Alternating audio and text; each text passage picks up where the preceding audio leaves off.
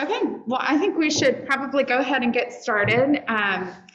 I am not known for my brevity, so this is an exciting topic to me, and I am glad that Scott has invited me to share.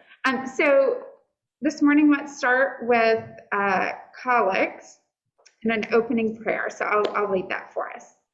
So the Lord be with you. And also with you.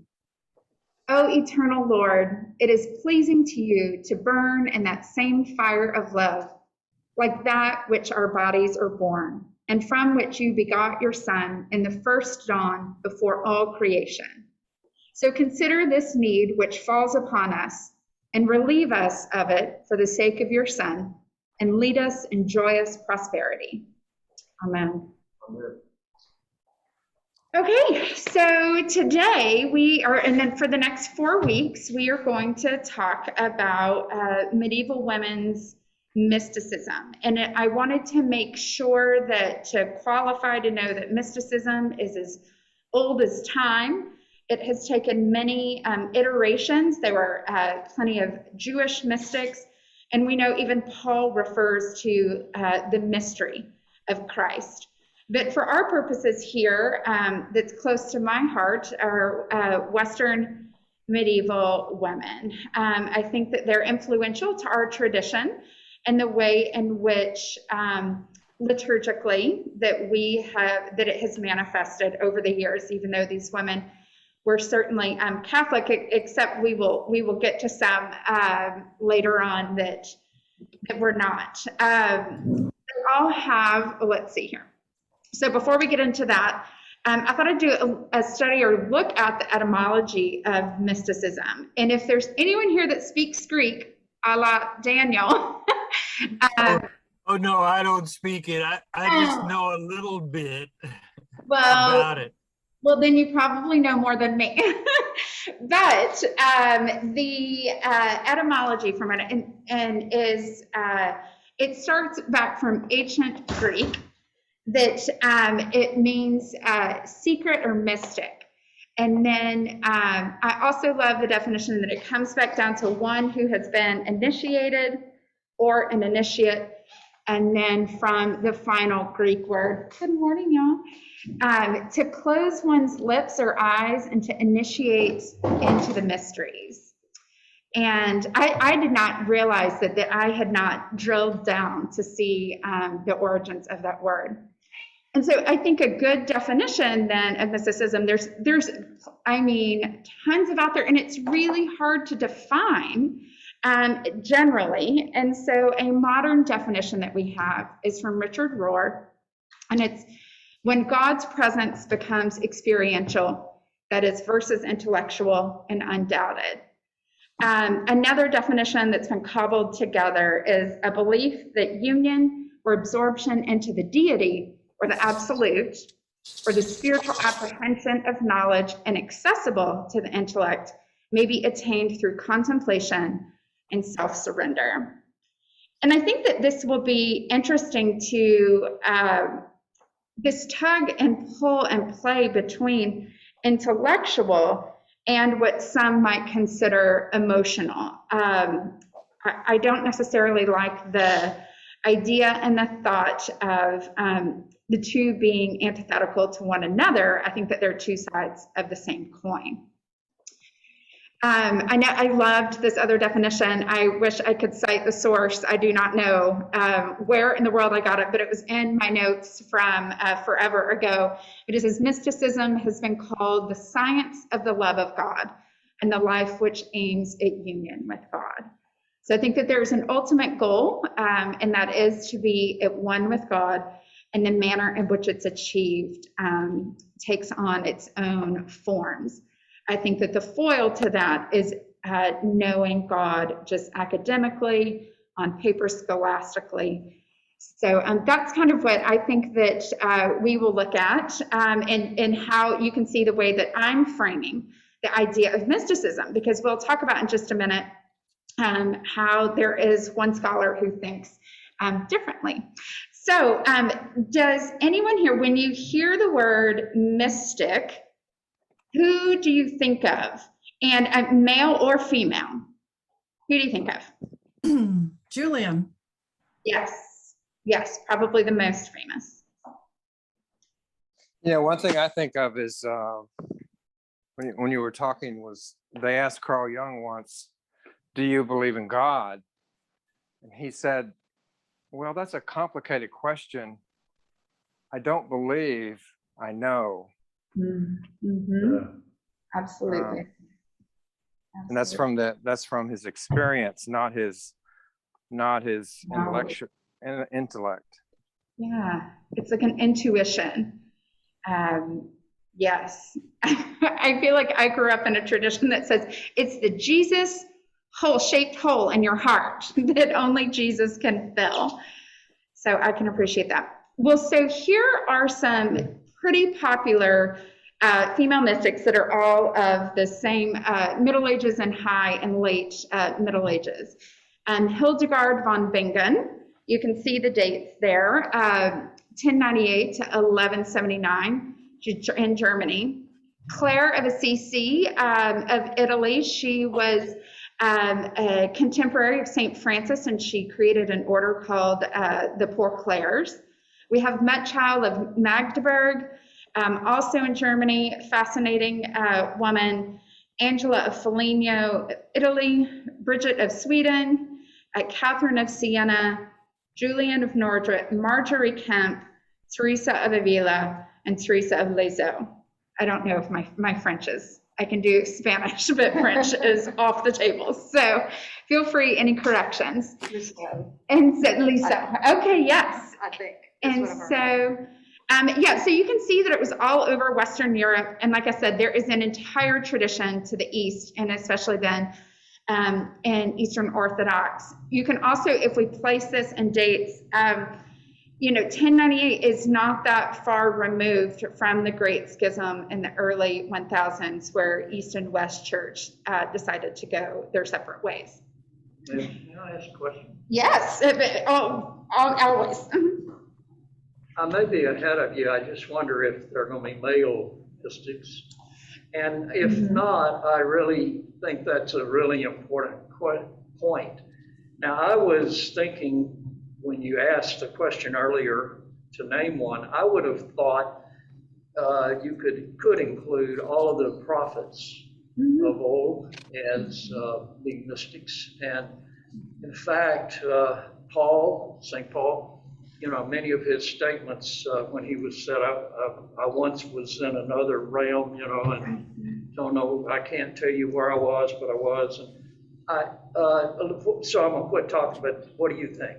Absolutely. I think maybe just right before you walked in, I named the scope of what I'm thinking of addressing here, particularly female mysticism, Middle Ages, but absolutely I named Paul as a mystic.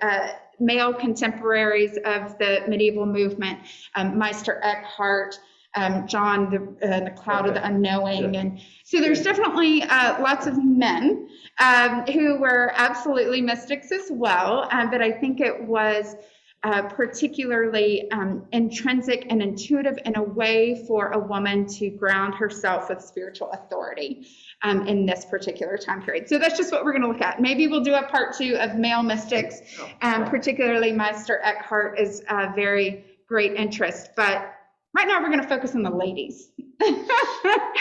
And so by the way, you mentioned the word emotions a while ago and didn't want to separate from the intellect. Would you say more about that? Because I didn't see it in the definition, and then you said something about emotions. And I have, this is a real important area of my life, so I just wondered. Yeah. Well, I think that the way that history has defined these women, and not all across the board, is that part of their experience and their experiential, that it becomes experiential. Their connection with God is part of the experience, only compared to, I think that that's a harder definition. I think it's easier than to define and to put in the box the male scholastic approach. And so if you were anything up and against that, I believe that you were labeled more emotional. Okay. And so I think it's easy to define scholasticism, and then everything else, that bubble that goes around it. And then particularly often women who are, of course, we know considered the lesser, the weaker sex, really leaned into their emotions. We will get to, in the next 2 weeks, I've got someone who I think that is going to be a surprise to everyone. And I mean, lean full into those big feelings. But yeah, thank you for that, and continue to ask for clarity. I would wonder about if you could use the word gnosis for, sure. that. Absolutely. Gnosis, the knowing. Mm-hmm. Rather than emotion, which it does. Emotion carries an emotional tremor to it. Where maybe the gnosis that takes on the manifestation, right? That with an emotional manifestation. We say in psychotherapy that your emotions follow your thoughts. Absolutely. They don't precede That's right. the thoughts. So your intellect, you mentioned the intellect and emotions not needing to be separated, I think is absolutely right. Correct. If you have a marvelous insight and you're not emotional, I can't imagine you're going to be emotional. Absolutely. Male or female. That's right. Even St. Augustine writing his Confessions, and absolutely big feelings, big emotions, absolutely. So Carrie, I might just ask a question about the format, because I know you prepared a lot. Did you have built-in time for us to have discussion and questions, or are you wanting us to? I want to be sure you get to present your material. Okay. Yes, time for breaks built in, and anytime there's clarity. So clarity. So I will certainly, yes, there will be a pause after each section. So, okay, so we are going to look at the spiritual teachings and lifestyles recorded by and about women and see some of those things that they had in common. And I thought this was really interesting. Elizabeth Petroff is one of the scholars that I've leaned heavily on whenever I was in school, as well as she was one of the leaders of the explaining and studying women's, particularly visionary literature. And so I think it was really interesting that I started out by summarizing the series with the fact that most women were kept away from literacy. Yet the writings that we have that are survived and accounts of their experiences, some were allowed to study and to learn, but most of these women did not write their own. They had a scribe write it down for them. So I think that is very, very interesting. And I love that Elizabeth Petroff says, we study writers for what they tell us about the human condition. Being aware that gender shapes what a writer does or can do with language and its sex roles, along with other factors such as age, class, occupation, affect the choices of a writer makes in creating literary text. Sex roles and gender distinctions also shape an audience's response to the text. There are some, particularly with women who experienced visions, I maybe should have the slide before, there are some commonalities that we see with the with what's considered most of the mystical experience, female mystical experience. They're usually single, they're virgins or widows, and they're associated with some sort of religious order. This is absolutely not exclusive. There are several mystics we know that are married. But typically what I love is that I have a quote in here that in some of my notes is that women, though married women, were definitely not taught literacy. They were not taught theology because it was, I wish I could find the quote here, because it was, quote, dangerous to have an educated woman. And as we know, it is. We're going to come and mess things up. So I think that is really interesting, the fact that women, that they're putting themselves in this role. But what I love is that really kind of the historical account And I think the way that women achieved their authority, so to speak, as some leaders, is that it was used to say that God often elects the weak to confound the strong. And I really think that that was one of the ways to be able to say that here it is, look, I'm a lowly woman, but, and it's only because God chooses the lowly. What I think is really interesting about these women is that they really do lean into this, this idea that, that I am, that as a woman, I am I was the one that was tricked by the serpent.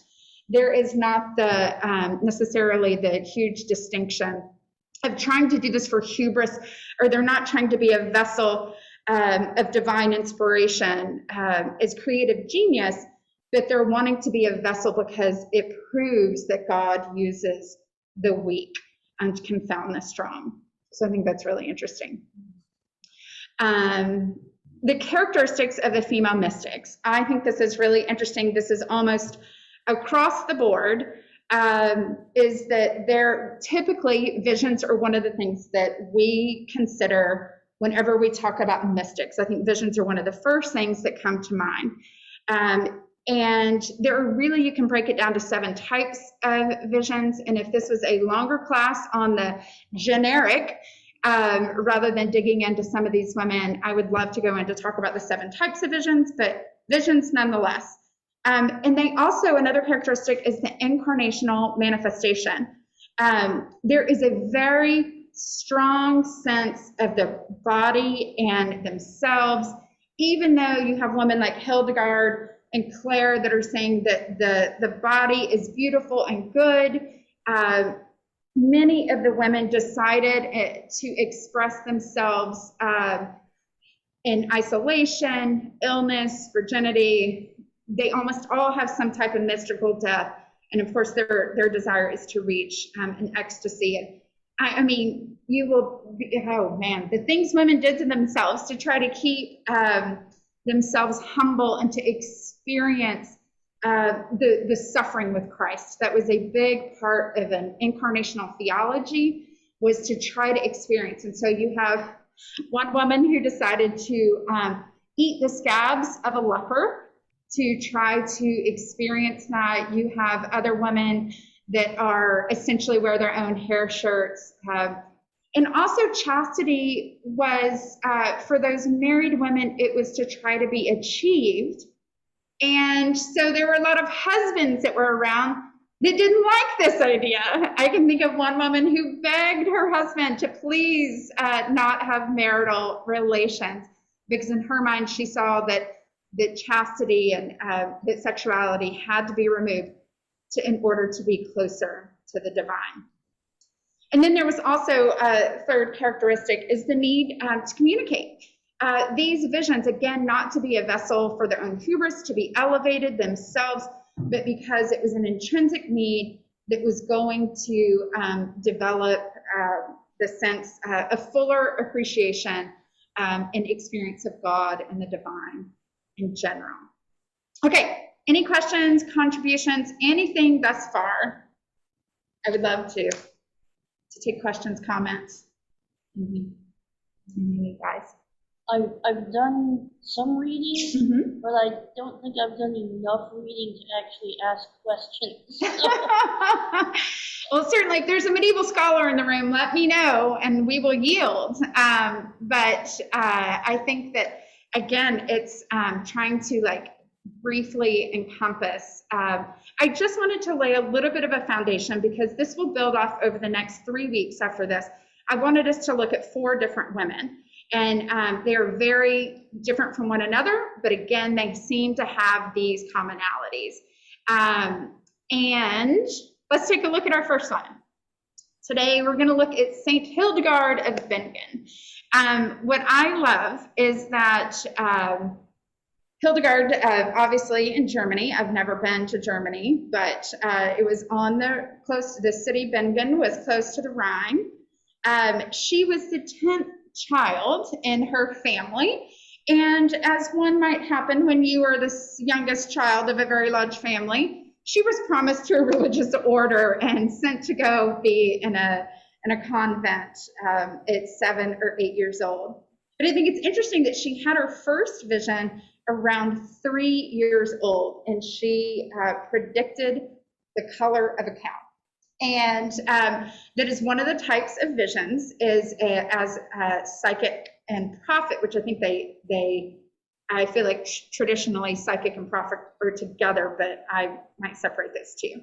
And so I think that was just really interesting that even so young, but she did not share these visions with anyone. She was like, no, I have these and I'm going to keep them to myself because people are going to think I'm nuts, right? That even at a young age, she of course knew that women are not, we are not authorities of the experience of God. And so before I get to that next slide, I think that she also, interestingly, when she entered religious life, even as an adult, she felt like what we might call today imposter syndrome. And she felt like she needed to have validation. And so there was the leader of her group, Volmar, and he confirmed her, even though he was this great theologian, he came along and he believed her. I think in the way that in our current times, I even have a button that says believe women. And he took a risk and did. And even whenever she still had her doubts about her intellect and about her worthiness, he elevated her. Okay, one of the things that I think is really interesting is that she was a true polymath. Writer, composer, philosopher, visionary, artist, advisor, scientist, linguist, playwright, poet, anything else I've missed, she was there, she did it, she's amazing. If there was anyone I could model my life after, it would probably be her. She was a woman of great depth. Her greatest work probably is not literature and literary work, is the Scivias, Know the Way. It is a collection of her 26 visionary experiences. And it was broken into 3 parts. The first was the chronological order of God's creation. The second describes the order of redemption. And the third is the recapitulation of the history of salvation. I think it's important to know, though, that mysticism, although can be some people may associate mysticism with a free-range, freelance lifestyle.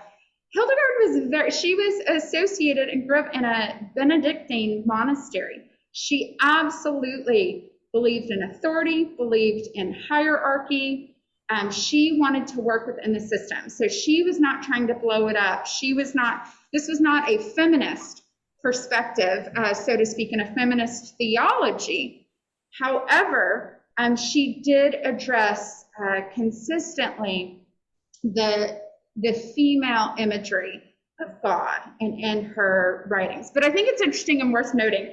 I have here, she wrote a book called Barbara Newman wrote a work called Sister of Wisdom, St. Hildegard's Theology of the Feminine. And I think it's really interesting. And here at the beginning, or let's see, right there in the preface, I remember thinking that this was interesting. There is no denying that she was female and she can pass for a mystic if that dangerous term is held to cover her special gifts of vision and prophecy. I submit, however, that this category is less helpful than it seems. In the first place, it can be misleading to study female saints as if they formed a subculture into themselves, isolate from the overwhelmingly male culture that surrounded them. Such a subculture may have existed among holy women of a later age, but it did not exist in the 12th century Germany. And we learned little about Hildegard by studying her as part of a female tradition in which she herself is the first major figure.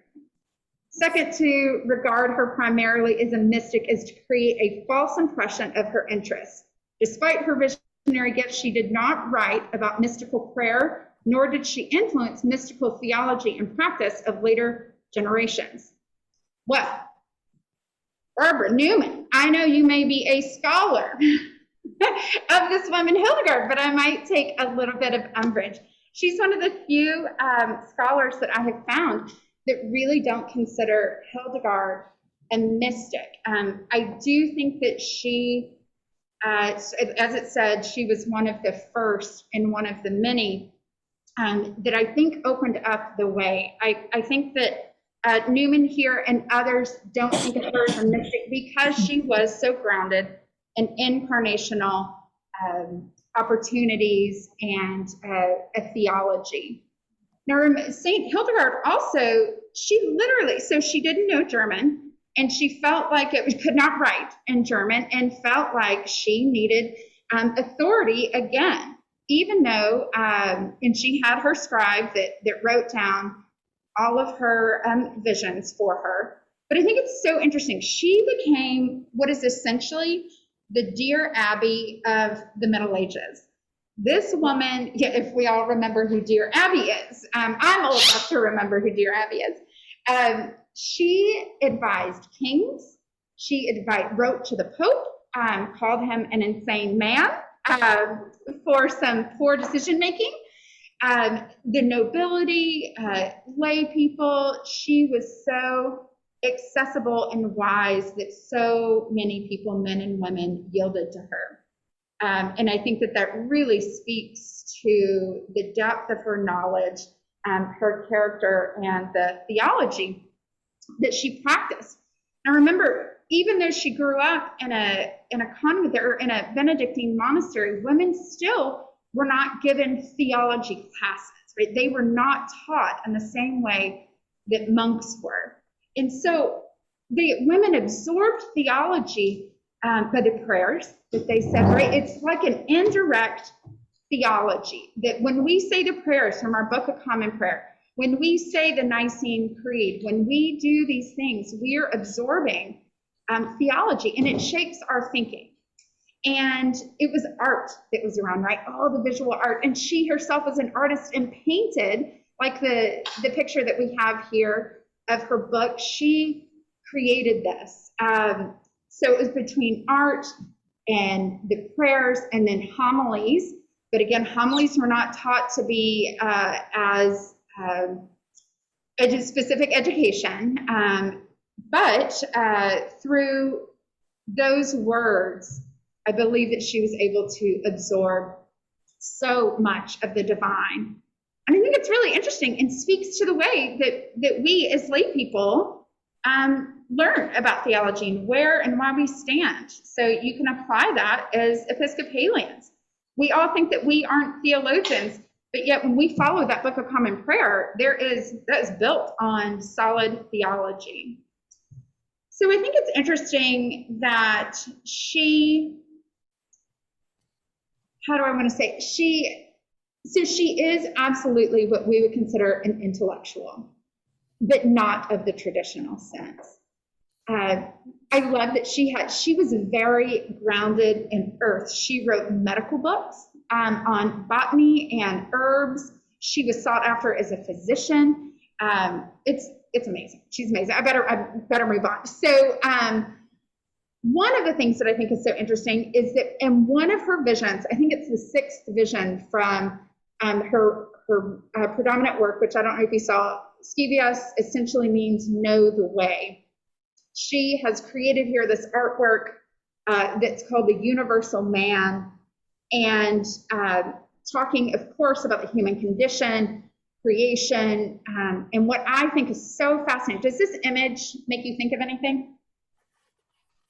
Does this look like anything? Leonardo Da Vinci. Da Vinci's Vitruvian Man. You got it. I think it's fascinating that in 1492, Da Vinci comes up with this amazing work that, of course, we all know, but it looks oddly familiar to me. I just think that that's fascinating, you know, that art and interest, and for her to have been so prolific is very, very interesting. So before we get to that next slide, I think that she I'm going to make sure that I didn't miss anything here. One of the things that I love is that she did not write this work, her Scivias, she didn't begin until she was 43. I love this because I'm 43, and so there's hope yet for me to do something miraculous and amazing. And that is one thing that life, a cloistered life would allow you to do, is to survive. And she lived into her 80s, and that is very unusual, of course, for women outside of religious context, because we had to have babies and we died. And in life in general, we were exposed to the ailments of life. And it was really interesting to me that she had such a long life, and that really she didn't start her most famous work until she was in her 40s. I think that that's amazing. I also think that that speaks to her desire to continue to absorb before she found the authority and the personal conviction to be able to write it, to share it with others. So, what else did I want to tell you? Okay, so now we can move on to probably her greatest legacy for us is her music. I wish I knew more about this type of music, about hymnology, and but I didn't realize how familiar I was with her music until I listened to a few pieces. Her truest love out of all of those amazing disciplines, her true love was music. She said that music is the highest form of human activity, mirroring the sounds of angels in the inner life of the soul. Through music, we can get back to the divine melody. Singing best hope to hear the divine harmony again. One of the brilliant things that she did is she wrote for female voices. I think that that is huge. The fact that it was all men singing and music was written for the male voice, she wrote for women. She also, most people consider her to have written the first opera that we know of, right? We know that there are operas that are older than that, but we know that she is the one who wrote this opera. So we know about her, and it was a morality play. And what I love is that apparently, I wish that I knew music more to understand the greatness of this, but I know that it says there's one melodic line that is different from traditional chanting styles. And then in this opera, she talks about the 16 virtues that she has named. And so one of the things that I want to do, well, first of all, I want to open it up for questions, and then I'm going to end on some music of hers. So, okay, so open it up for questions, discussions. What can we learn and take away from her? What strikes you about her? Hit me with it. Carrie, one thing you haven't mentioned is that you talk about her being in a monastery, but she was actually entombed in this monastery and had very little space in which to survive. And so her journey went inward.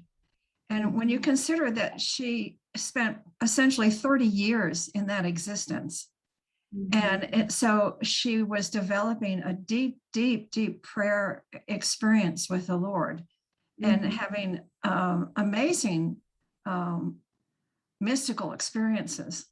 But then also she was able to pursue her scientific studies in botany and whatever with the little light that she had of a small garden. And so she made use of everything that she had in that very, very confined space. She was with other nuns. But anyhow, she eventually found a way to break out of this tomb, and her life expanded incredibly at that point. And so, but the whole basis of her relationship started in that very, very narrow, confined space with God and in prayer. Absolutely. Absolutely. I think that is a great point to think about physical setting and place, right? That what daily life was like. And it is the ritual of prayer, and it really was a Benedictine monastery. And so we know those Benedictines, they were very strict, so to speak, I feel like is what we might call it today, versus the Franciscans, of course, that went out, and that I feel like were very, very different. They were outward focused instead of inward focused. And I think that benefited that whole community, though, her willingness to go inside and then to contribute to her immediate community with botany, with music, with all of those things that then were able to spread out. So I think that is a great observation there. Mm-hmm. Mm-hmm. Have you ever read the chapter of Oliver Sacks's book, Migraine, about her? No, I have not. Tell me more. That was how I actually learned about her. I'd never heard of her before. Mm-hmm. And Sacks was proposing that maybe some of her visions were due to migraine auras. Mm. But she's just entirely a fascinating person. She absolutely is. Yeah, her music is just out of this world. She really is. I also think it's interesting that history, when we are able to look in front of the text, is something that we call in our biblical studies. When we look at where we are now and we apply it back, many of these women could be diagnosed with psychosis. We can explain away and justify some of those things that we might consider that were considered truly revelational at the time. And I think there's a danger in that, right? But I also think it can be a both and. And for me, that really makes me want to be more open in our reality now to those who we might consider on the fringes of our psychiatric experience, that maybe they are tapped into something bigger. And even though that they can have a label, maybe there is something that's a little bit bigger. Yeah, oh no, that was one thing. Sacks did not suggest that her visions were only auras. Mm-hmm. But he was saying that it was a possible explanation for at least some of them. Mm-hmm. Yeah, absolutely. It would surprise me not if that was indeed the case. Anything else? What else do you guys think of? When you talk about danger, I'm thinking of Joan of Arc, who was later, but burned at the stake. Was there that possibility even in the 10th or 11th century, brother?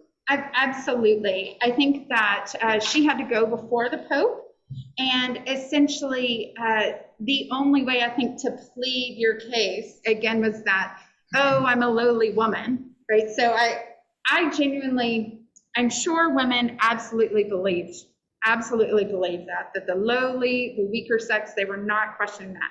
But that was also a matter of survival. Since she was claiming some sort of authority of God, that automatically put her at risk for heresy, and then her life could have been taken. So truly, one of the things that from a feminist theological perspective, I also need to be willing and ready to appreciate the men that also not only protected, but then also elevated. So Volmar, that was head of her monastery there, absolutely, he's the one that went to bat for her, essentially. And so absolutely, I think women were always in danger of that. So I have a question. They sent a 7-year-old little girl to the Benedictine monastery? Yes, and she had a sponsor, and it was financially prudent to have children promised that way to a monastic life. Yeah, wow, yes. And I also know, and again, at the 3 years old, having the first vision, I guess if that's the case, my son Heston has had many visions. I think it wouldn't be uncommon. Absolutely. I do also think that children really are tapped into something, some other level of something, but I think that that's really fascinating. Okay, we have just a few minutes. Is there anything else? I certainly don't want to cut off any discussion. No, this is great. Okay, good. I just wanted to mention, I just want to mention a contemporary Matthew Fox. Hildegard is very important to him. Yes. Matthew Fox wrote the book Original Blessing, which is in response to original sin, which I myself, a therapist once told me, Rick, you're kind of wrapped up in your Catholicism. I suggest you read Original Blessing. And it really kind of set me free in a lot of ways, in that, you know, original sin, we're focusing on the negative about ourselves and we're sinful and this and that. And Original Blessing focuses on, oh, yeah, we fail, but we also have all this potential and this and that. But a big source for him was Hildegard. So anyway. Absolutely. Thank you for mentioning that. Absolutely. Okay, I'm going to see if I can do something here. I hope that I can, because I really want us to hear her music. And I have one of my many windows up here. That's my,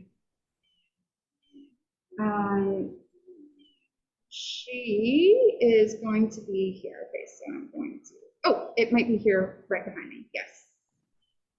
Okay, continue. Okay, let me know if you guys can hear this. Let's see.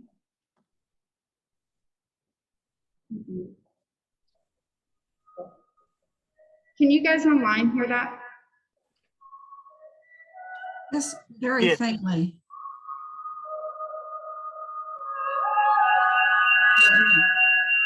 So there's a little feedback loop there. Maybe if I turn it off here, the people here won't be able to listen to it, but you guys would hear it online, so I'm going to try to leave it quiet so there's not a feedback loop. But this is some of her earliest songs.